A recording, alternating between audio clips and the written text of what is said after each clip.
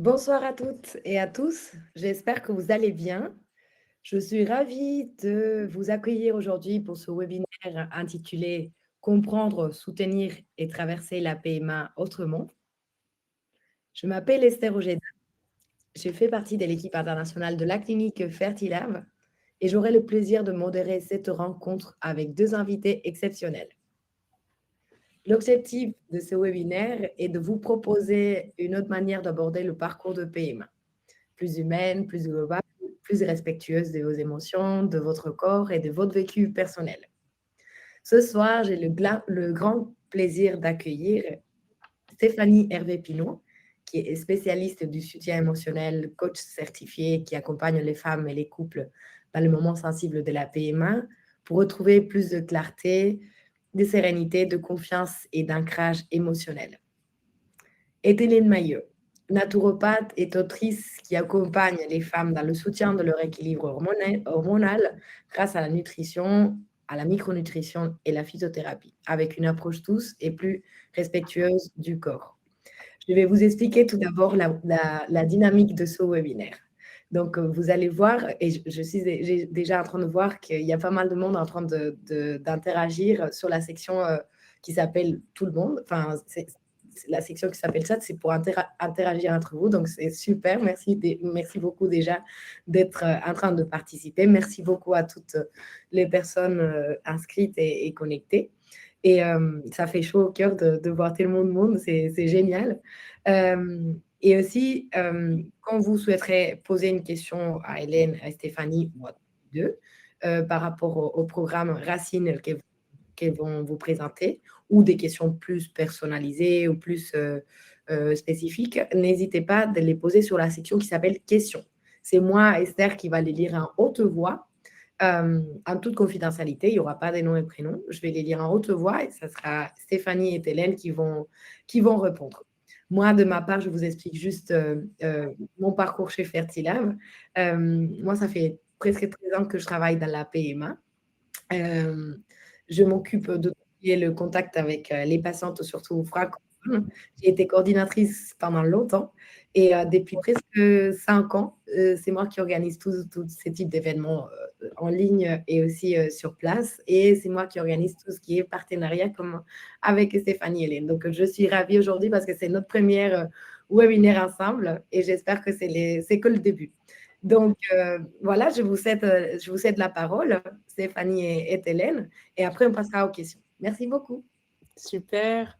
Merci beaucoup, Esther.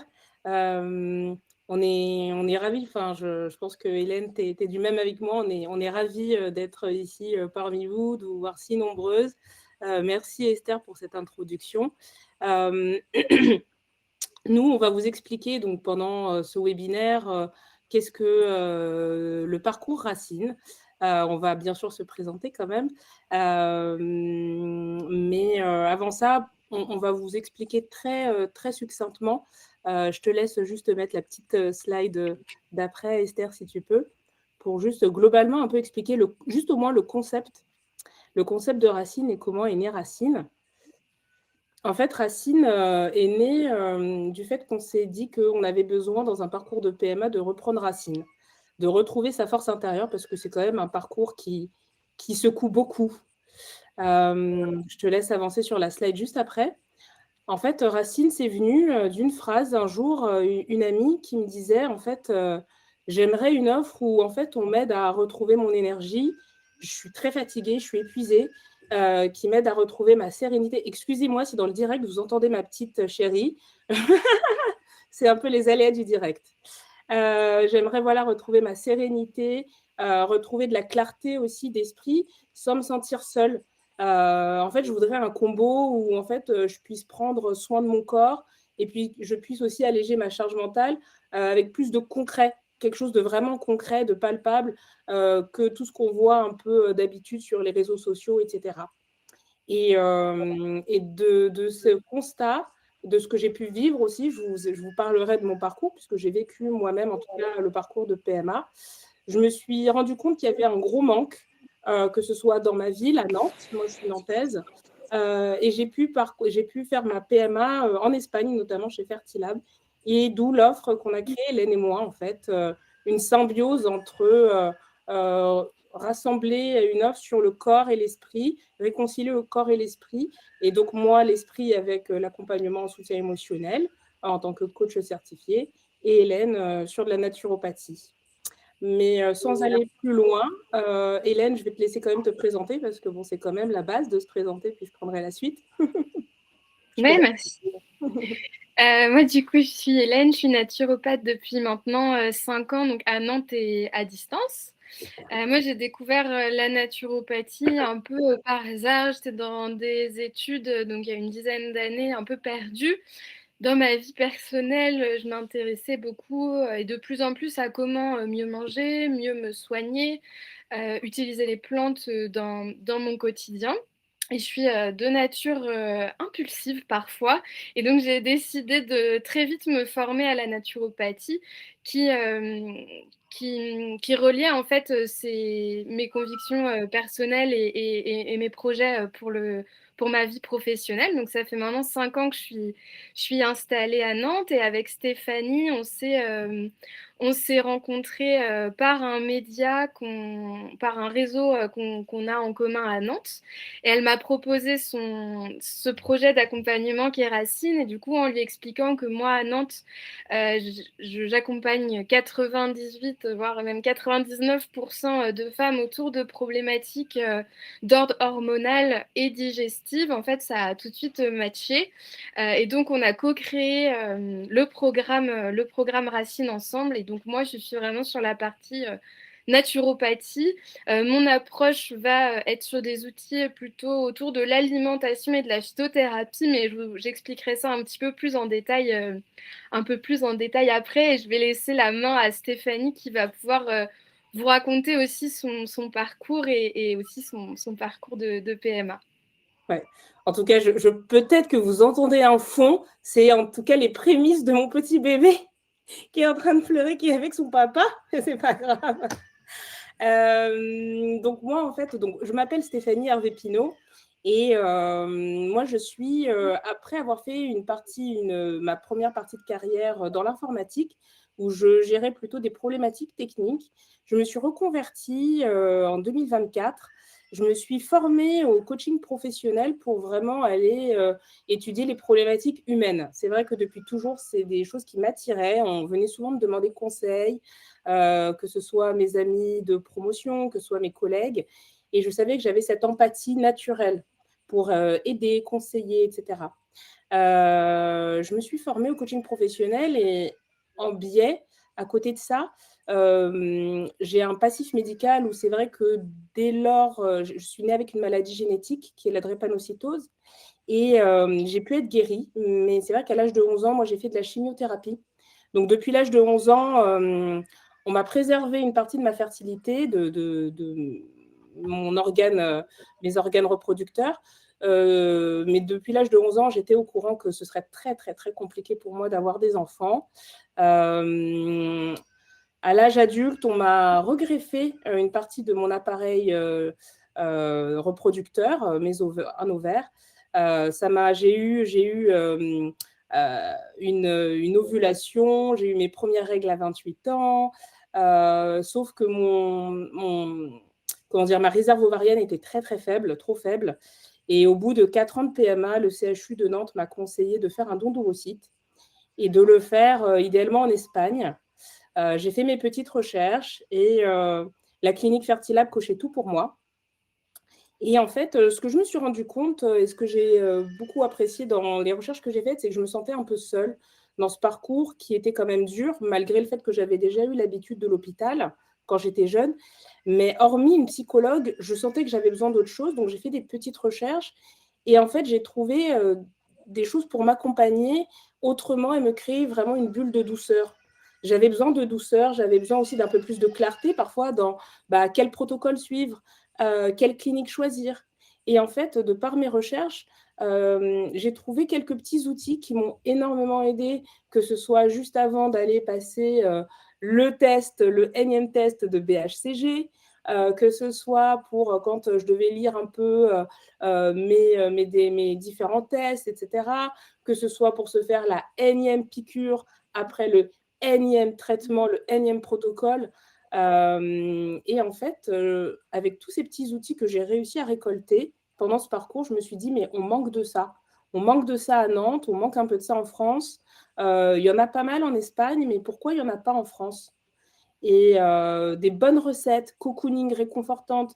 Et je ne vous dis pas des recettes où on vous dit mangez des graines de lin et ça vous fera du bien. Non, des vraies recettes réconfortantes qui font du bien et qui vraiment viennent nourrir vraiment l'appareil reproducteur, qui font du bien aussi.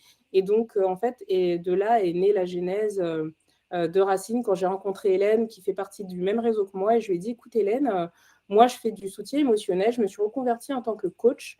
J'ai des approches avec de la PNL, de la programmation neurolinguistique, du questionnement, où on va vraiment aller chercher qu'est-ce qui ne va pas, qu'est-ce que vous voulez. Avec aussi vraiment, surtout, je travaille les émotions, mais j'en parlerai encore plus à même de mes outils. Et on s'est rencontrés et je lui ai dit, écoute, ce serait génial qu'avec ton approche naturopathique et mon approche vraiment beaucoup plus émotionnelle, on puisse faire une symbiose et aller réconcilier le corps et l'esprit.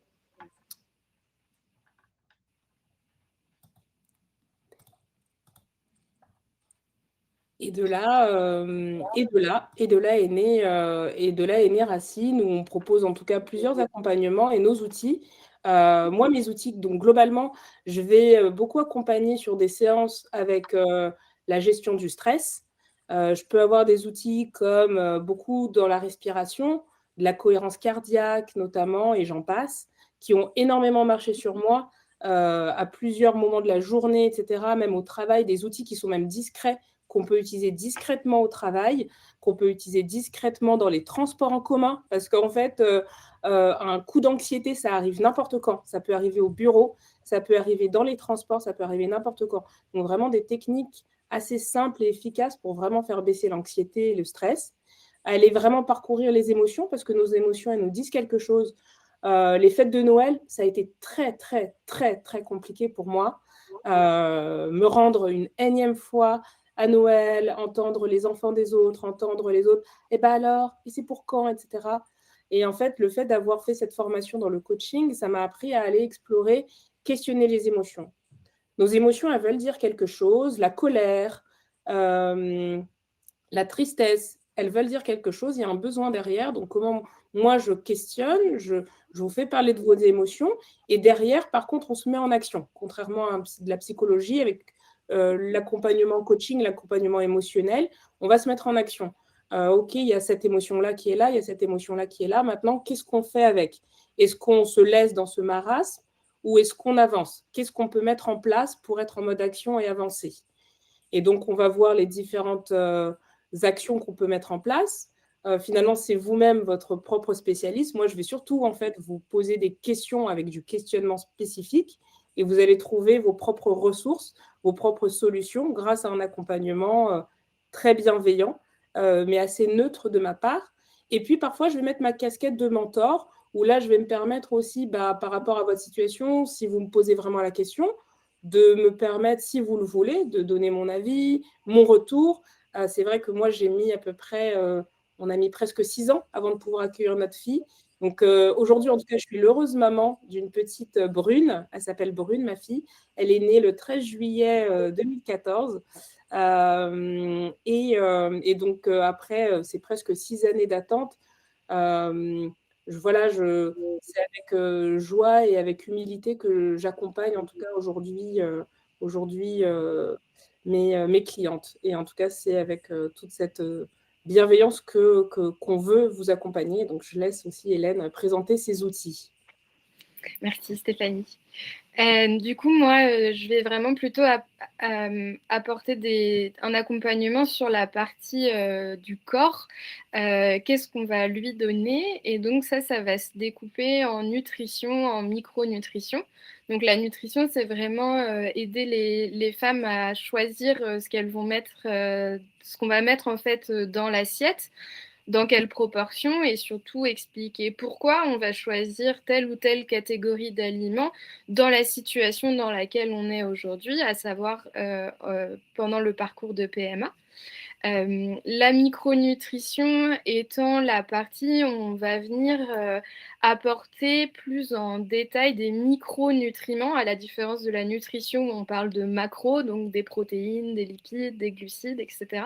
En micronutrition, on va plutôt s'intéresser à tout ce qui est vitamines et minéraux. On va travailler à combler des carences éventuelles et à favoriser tout ce qui va, être bénéfique pour l'équilibre hormonal, pour soutenir aussi le corps de manière générale, pour essayer de moins ressentir la fatigue, même si c'est un passage presque un peu obligatoire dans les parcours de PMA qui demandent beaucoup de ressources au corps et d'un point de vue aussi psychologique. Donc ça va être par exemple vous conseiller des aliments ou des compléments alimentaires qui vont être riches en zinc, en sélénium, etc., en oméga 3, etc., etc. Et la partie phytothérapie où là on va venir utiliser donc des ressources, des huiles essentielles, des tisanes, toutes les formes de plantes en fait en fonction de vos besoins et de ce qui vous parle le plus pour justement continuer cet accompagnement.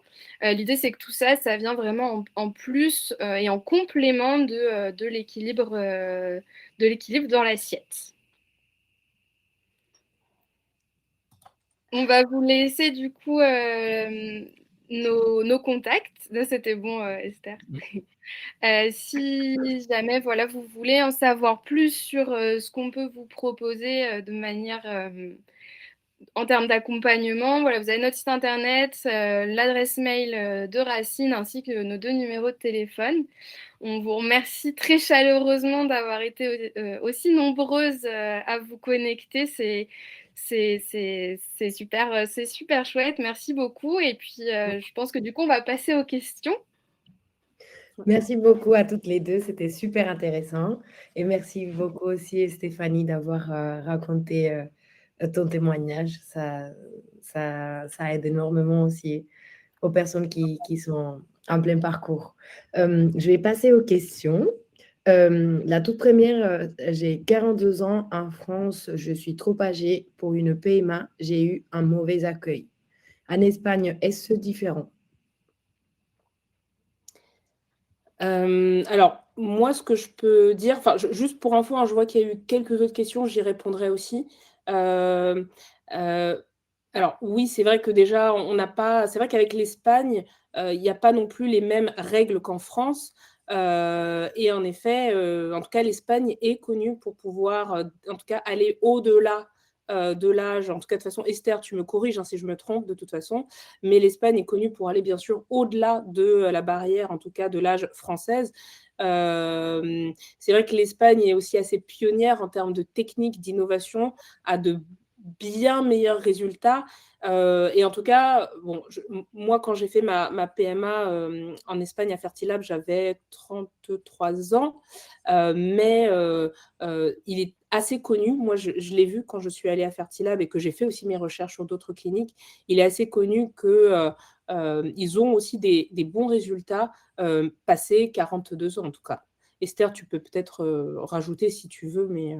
Oui, effectivement, en Espagne, on peut faire des traitements avec ses propres ovocytes jusqu'à 42 ans. Après, au-delà de 42 ans, il faudrait étudier chaque cas d'une façon personnalisée. En tout cas, à partir de 40 ans, ce qu'on conseille, si c'est avec ses propres ovocytes, c'est de faire un DPI, diagnostic génétique préimplantatoire. Et à partir de 42 ans, normalement, ce qu'on conseille, c'est d'évaluer de passer un don d'ovocytes ou un don d'abri. Mais ça va dépendre de chaque cas et de chaque dossier. Mais en plus, comme ça, je vais répondre à une des questions. En fait, c'est jusqu'à 50 ans et demi qu'on fait des traitements à Fertilab. Il y a d'autres cliniques qui peuvent faire jusqu'à 52 ans, mais nous, par politique interne, par éthique, c'est jusqu'à 50 ans et 6 mois qu'on effectue des traitements. Donc, je vais passer à d'autres questions. Il y a une patiente qui nous a demandé qu'est-ce qu'il y a dans vos offres? Qu'est-ce qu'il y a dans nos offres? Alors, dans nos offres, il y a 3 éléments principaux. Hélène, de toute façon, tu me dis, tu rajouteras si besoin. Il y a des fiches spécifiques, que ce soit des fiches en naturopathie ou des fiches sur du soutien émotionnel. pour les avoir quand on veut à longueur de journée, une fiche sur comment se relaxer sur un moment stressant, une fiche sur comment, de la communication non violente aussi, comment essayer de parler à son entourage de manière assertive, c'est-à-dire vraiment avec assurance, sans non plus venir avec ses gros sabots, mais faire comprendre à son entourage, si par exemple on est fatigué, qu'on n'a plus envie de leur donner forcément des nouvelles, etc., comment aborder le sujet. Voilà. Plein de fiches pratico-pratiques, des fiches pratico-pratiques sur la partie aussi naturopathie. Et il y a aussi, enfin Hélène, tu compléteras, et il y a aussi donc les 2 autres éléments, c'est des séances de 1 heure avec moi en soutien émotionnel et des séances de 1 heure de naturopathie avec Hélène. Et ce sont des séances personnalisées selon vos problématiques, vos besoins.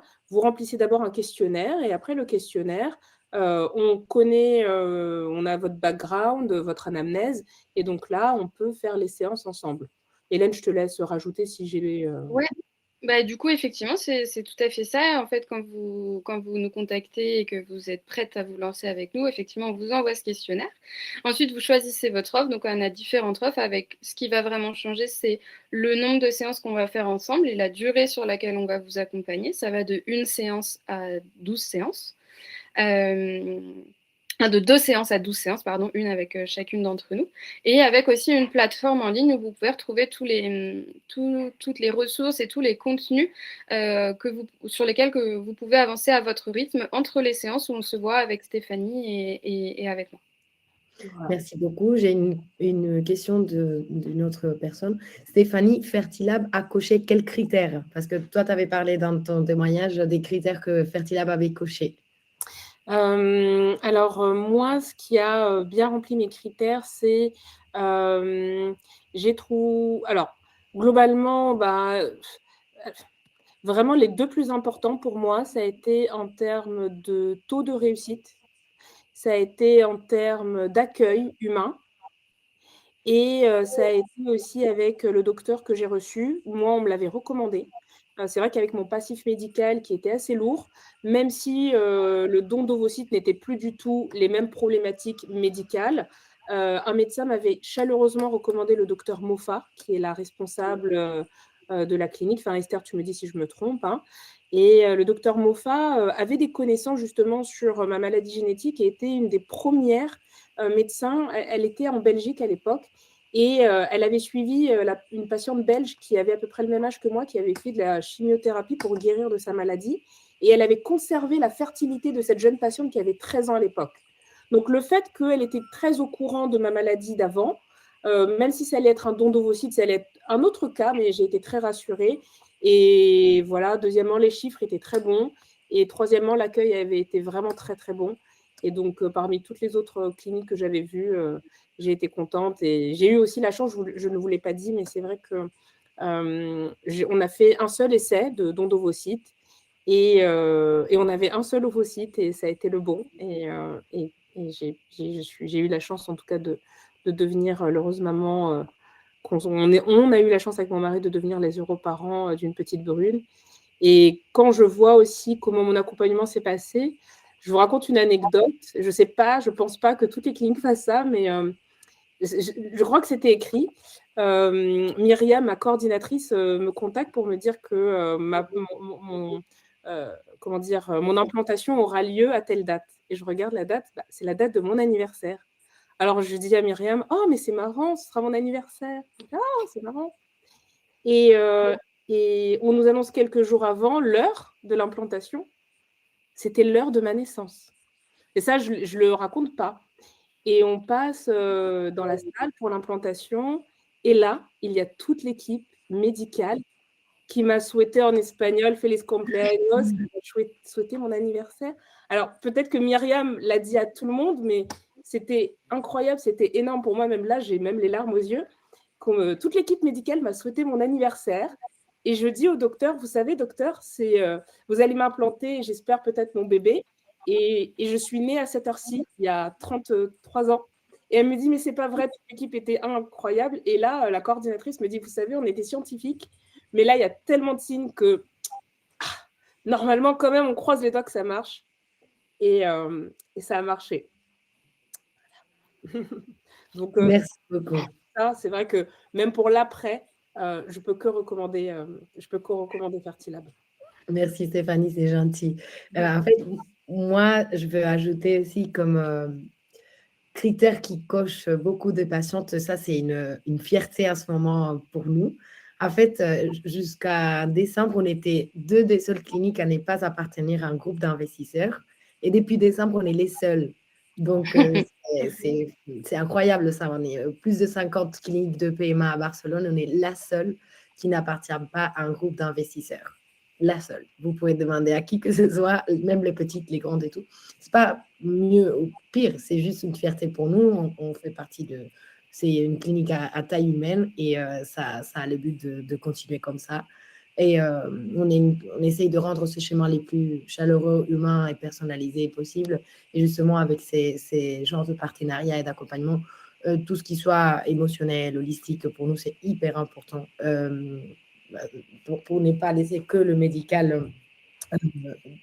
Le vécu, déjà, il est très complexe pour vivre que côté médical. Donc, que ce soit les docteurs, les coordinatrices et tous nos partenaires, on est tous et toutes sur la même longueur d'onde. Je dis toutes parce qu'on est que des femmes, que les gynécologues, les coordinatrices, tous les partenaires. Donc, on est une belle équipe de femmes. Il y a aussi des hommes dans le laboratoire et en tant qu'anesthésiste, et c'est des hommes super. Mais voilà, pour nous, c'est une fierté aussi de dire qu'on est dans un bon réseau et un bon cocooning. Et c'est important de. Et aussi, ce que Stéphanie disait par rapport aux résultats, c'est une fierté pour nous. Et ça, vous pouvez aussi le vérifier, qu'on a des taux au-delà de la moyenne de la Société espagnole de fertilité. Et ça se voit aussi, ça va avec tout ce qui est accompagnement et tout ce qui est holistique. Et on offre aussi des garanties de naissance qui s'appellent Baby Ferti. Et ça, vous pouvez nous demander des informations aussi. Et là, je vais passer à une question pour Hélène. Donc, qu'est-ce que c'est la micronutrition et est-ce que vous conseillez de compléments alimentaires? Oui. Alors, sur la micronutrition, pardon, l'idée, c'est vraiment d'adapter l'alimentation pour apporter au corps tout ce qu'il a besoin et tout ce dont le système hormonal a besoin pour s'équilibrer. Ça veut dire tout ce qui est vitamines, minéraux. Par exemple, dans un accompagnement qu'on va faire ensemble, je peux vous conseiller d'augmenter les aliments qui vont être riches en zinc parce qu'il va y avoir un intérêt pour l'équilibre du système hormonal. Ça va être par exemple pendant la PMA et avant la grossesse, de consommer des fruits de mer par exemple ou certains types de viande. Et du coup, la micronutrition, effectivement, peut aussi passer par des compléments alimentaires. Ça va dépendre de plusieurs facteurs, notamment du budget de chacune, c'est très important. Mais c'est vrai que ça peut être un bon moyen de compenser des carences qui seraient là depuis longtemps, pour toujours dans l'idée de favoriser cet équilibre hormonal. Moi, ce que je vais conseiller le plus souvent, ça va être un multivitamines et minéraux qui va être spécialement adapté à la conception et à la grossesse. Par exemple, dans lequel où on va trouver l'acide folique, mais pas que. On va aussi avoir toutes les vitamines et tous les minéraux qu'on va avoir besoin en grande quantité à cette période. Merci beaucoup. J'ai une nouvelle question pour toi. Auriez-vous des conseils de naturopathie pour aider à retrouver le moral en parcours PMA? Ouais, alors du coup, sur la partie alimentation, on va essayer de booster notamment les oméga 3. Donc ça, micro et nutrition, des fois, du coup, les deux se rapprochent. Les oméga 3 qui vont avoir un impact notamment dans l'équilibre émotionnel. Les oméga 3 qu'on va trouver du coup dans les petits poissons gras, notamment sardines, maquereaux, harengs, ces choses-là. Ce qui va être important aussi, ça va être de regarder, ça, bon, je ne peux pas savoir à l'avance, ça passe par des questionnaires, mais de voir au niveau des neurotransmetteurs.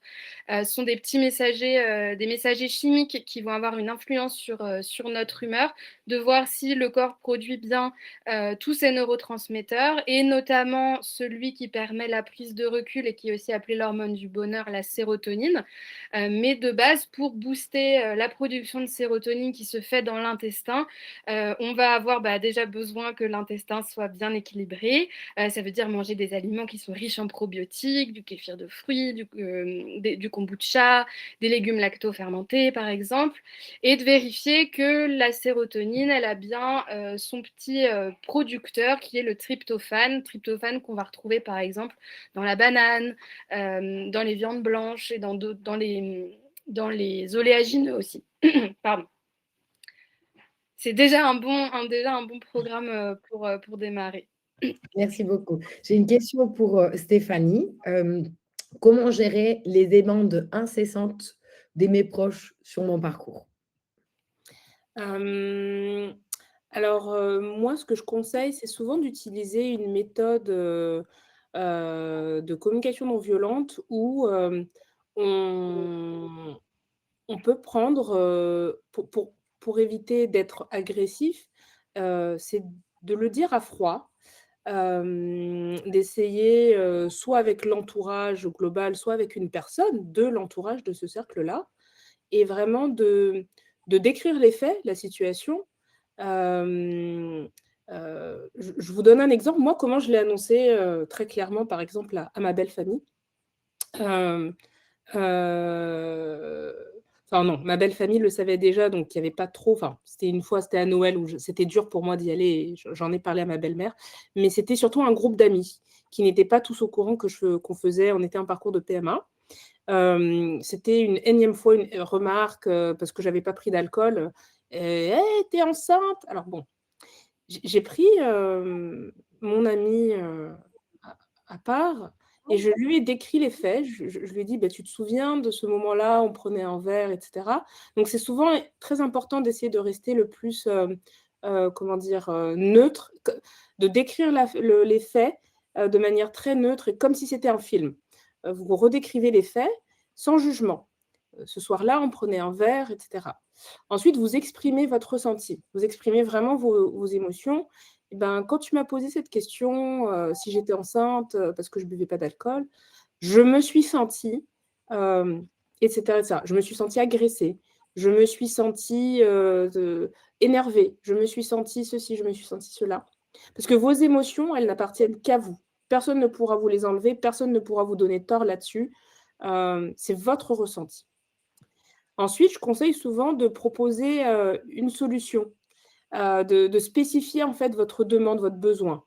Donc, écoute, la prochaine fois qu'on est en train de boire un verre et que je bois pas d'alcool, j'aimerais est-ce que tu pourrais éviter ce genre de remarques? Parce que ça me met très, très mal à l'aise ou ça me rend triste ou ça me et cetera.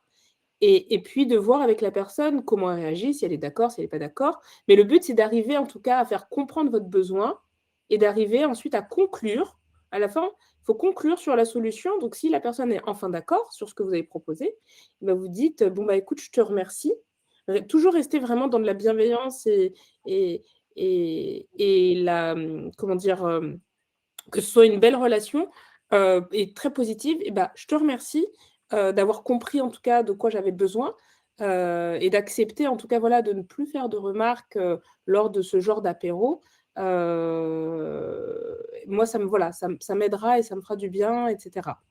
Donc toujours essayer de revenir à froid, de décrire un peu la situation précédente qui s'est passée où ça vous a heurté, d'exprimer vraiment vos sentiments, vos émotions. On ne pourra jamais vous contredire, jamais. Même si la personne: «Oh mais tu es trop susceptible» et cetera. Non, non, je ne suis pas susceptible. C'est moi, ça m'a rendue triste. J'ai été triste, j'ai été heurtée et cetera et la personne va souvent, en général, se sentir très mal à l'aise, parce qu'elle ne peut pas contredire vos sentiments et après avoir vraiment exprimé vos sentiments, vraiment rester dans le jeu, éviter vraiment le «tu». Ça peut braquer les gens, donc vraiment rester dans le «j'ai ressenti ça, je me suis sentie comme ci, je me suis sentie comme ça». Vous spécifiez votre besoin: «J'aimerais que dorénavant, si je bois pas d'alcool, tu évites de me faire cette remarque devant tout le monde et cetera. Ne t'inquiète pas, si je suis enceinte, je te l'annoncerai» et vous concluez: «Bon, merci, je te remercie d'accepter de ne plus faire ce genre de remarques» et cetera. Voilà. Une petite technique vraiment que j'apprends souvent, aux personnes que j'accompagne sur de la communication non violente. Merci beaucoup, c'est très intéressant. J'ai une question pour Hélène. Je me sens fatiguée. Est-ce que Hélène peut me conseiller sur quel aliment favoriser? Et bien, du coup, je vais un peu rejoindre ce que j'avais sur la question précédente autour du moral. En ajoutant, donc du coup, si je reprends, j'avais parlé des oméga 3 notamment. Et je vais ajouter aussi beaucoup de fruits et de légumes, qu'ils soient crus ou cuits. Si on prend une assiette qui est ronde, il faudrait que ça représente idéalement 50%, la moitié de l'assiette. Et pourquoi on répète souvent et souvent que c'est très important de manger des fruits et des légumes, c'est parce qu'en fait, ça va être des aliments qui vont être extrêmement riches en ces fameuses vitamines, ces fameux minéraux et aussi des antioxydants. Donc, si vous aimez ça, en tout cas, c'est un des conseils que je donne le plus souvent, c'est vraiment d'augmenter, sans rien supprimer de ce que vous mangez actuellement, ajouter des fruits et des légumes supplémentaires pour leurs apports en ces vitamines et en ces minéraux. Ok, merci beaucoup. J'ai une question pour Stéphanie.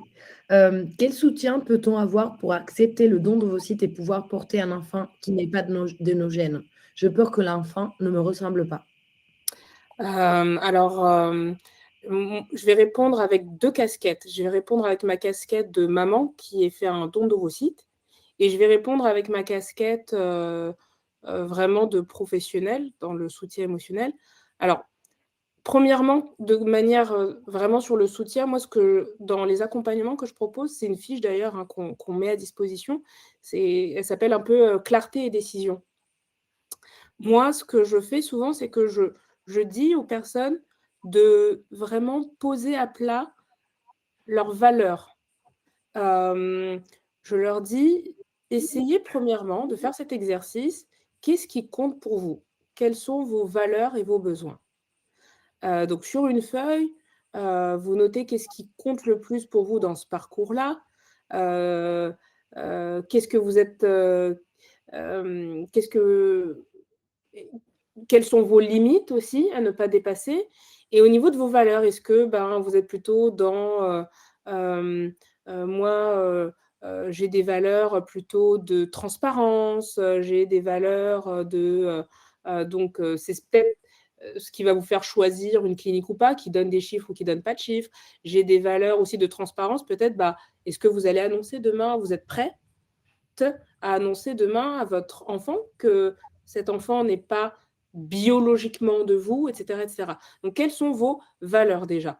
Ensuite, ce qui est important aussi, moi je dis, c'est souvent, de se poser aussi et de se dire: «Bon, ben, dès qu'on a un peu ces valeurs, de se dire, hem, heu, concrètement, d'avoir aussi un peu une boussole, et de se dire, bon, bah, de réduire aussi un peu les choix et de se dire: «Bah, qu'est-ce qui va faire que je vais aller sur la clinique A ou la clinique B? Ou qu'est-ce qui va faire en sorte que j'aille sur le protocole 1 ou le protocole 2?»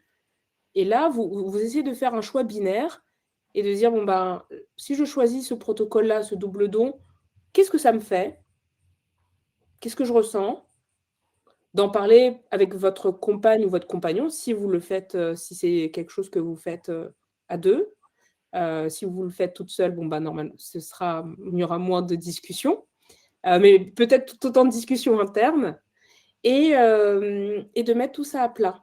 Et dès que vous mettez tout ça à plat, petit à petit, et de laisser du temps pour que ça puisse décanter. En général, avec un peu de temps et dès qu'on a écrit les choses, ça fait du bien de mettre les choses à plat et de les écrire concrètement. Moi, je conseille souvent à mes clients de prendre un carnet, de s'acheter un carnet et un stylo, et d'écrire vraiment ce qu'elles ressentent, quels sont leurs besoins, quelles sont leurs limites. Et à partir de là, normalement, avec un peu de temps et en mettant les choses à plat, vous commencerez à y voir plus clair. Après, maintenant, je vais vous répondre aussi avec ma casquette de maman qui est fait du don d'ovocytes. Hem Hem, Ce qu'il faut se dire, c'est qu'il y a quand même des deuils dans la PMA. Disons-le, il y a des deuils. Il y a le deuil déjà de tomber enceinte, au hasard, voilà. «Oh, c'était un hasard!» Non, voilà. Il y a ce deuil-là, donc le deuil, de faire une surprise et de l'annoncer à sa famille ou à son conjoint ou sa conjointe.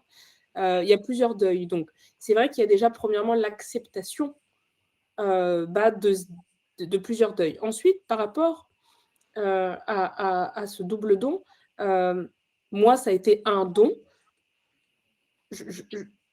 Mon envie, en tout cas, c'est très personnel ce que je dis, mais mon envie d'être maman était tellement viscérale que comment j'ai vu les choses, je me suis dit, c'est une cellule, c'est finalement une belle personne qui va donner une cellule qui va me permettre de devenir maman.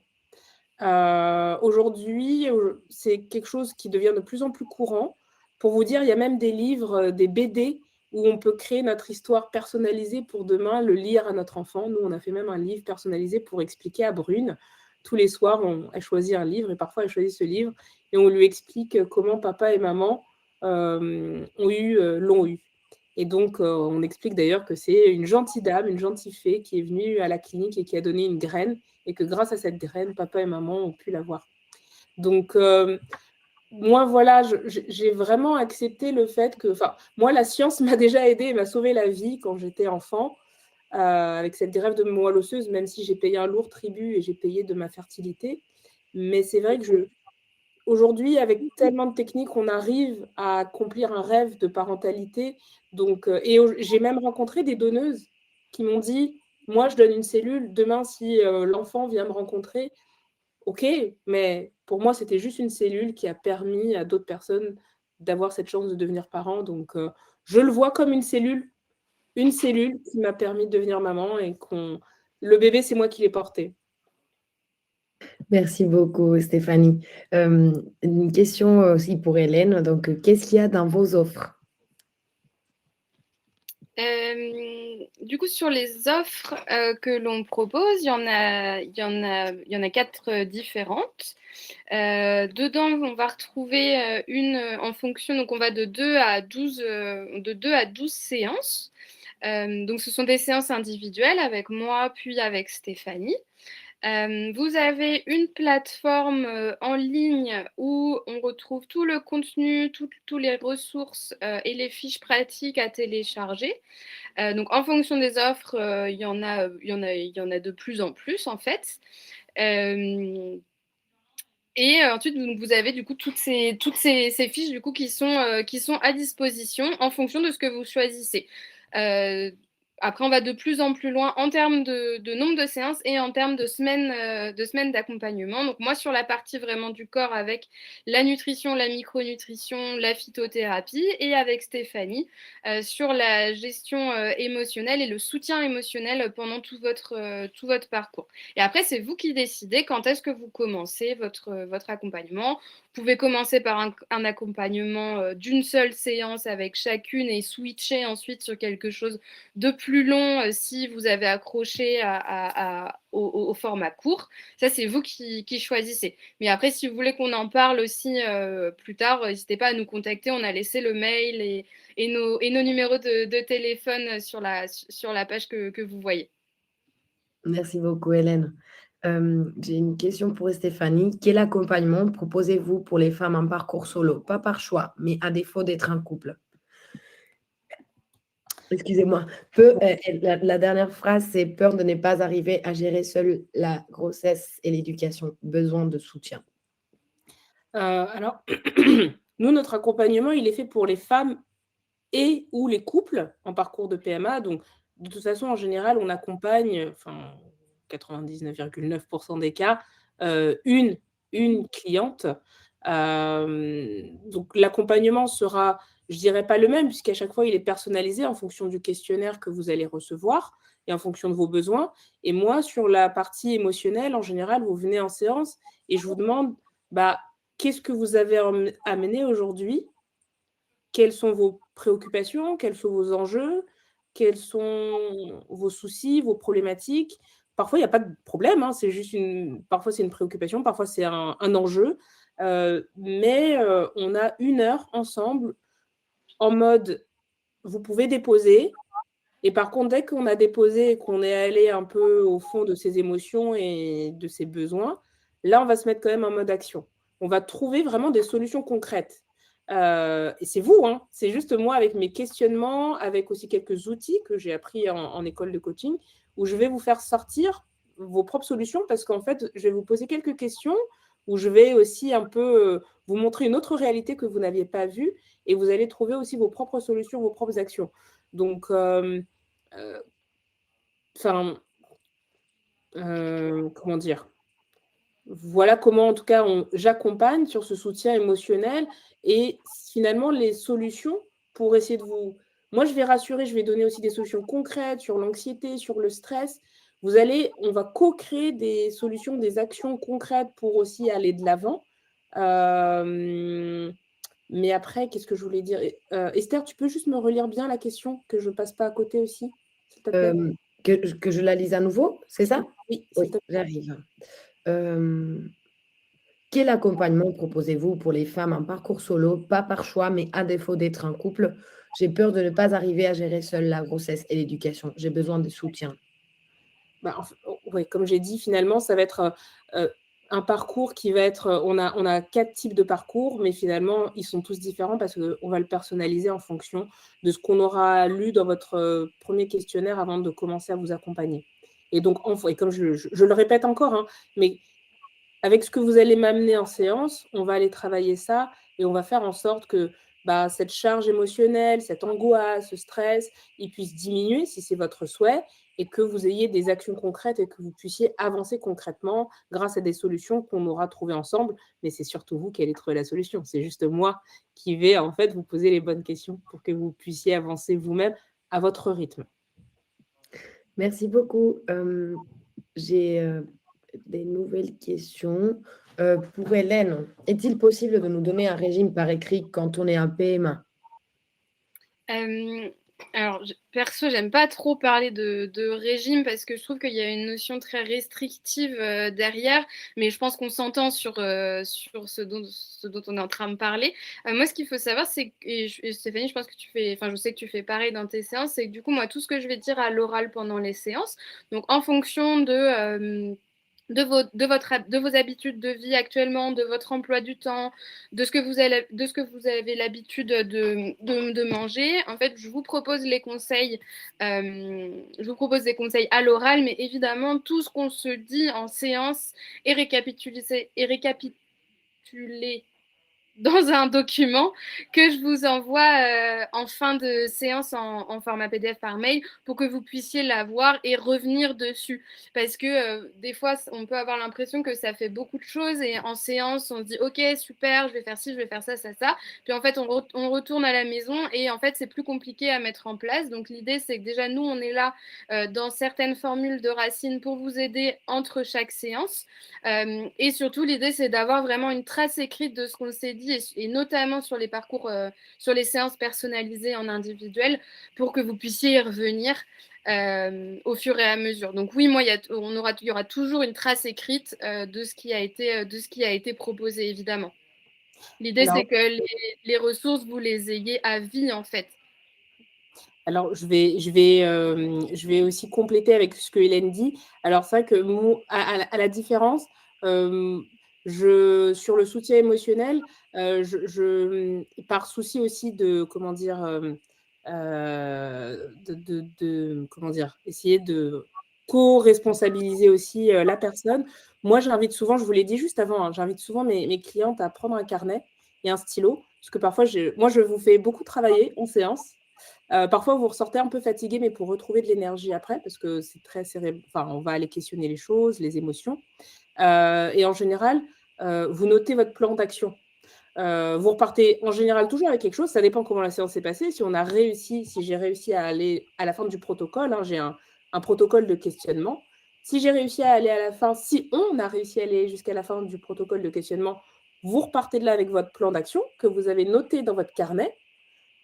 Si on n'est pas allé à la fin du questionnement sur l'heure, c'est pas grave parce que finalement, ça travaille quand même et c'est un travail qui est quand même aussi actif. Donc, à contrario de Hélène, je ne vais pas vous faire de fiche résumée, mais par contre, les grands principes que j'ai, vous les avez dans la plateforme. Donc, j'ai par exemple une fiche sur des exercices de respiration pour calmer parfois des grosses crises d'anxiété. J'ai des exercices vraiment marqués sur comment avoir un peu plus de clarté décisionnelle, si on doit choisir tel ou tel parcours, telle ou telle clinique.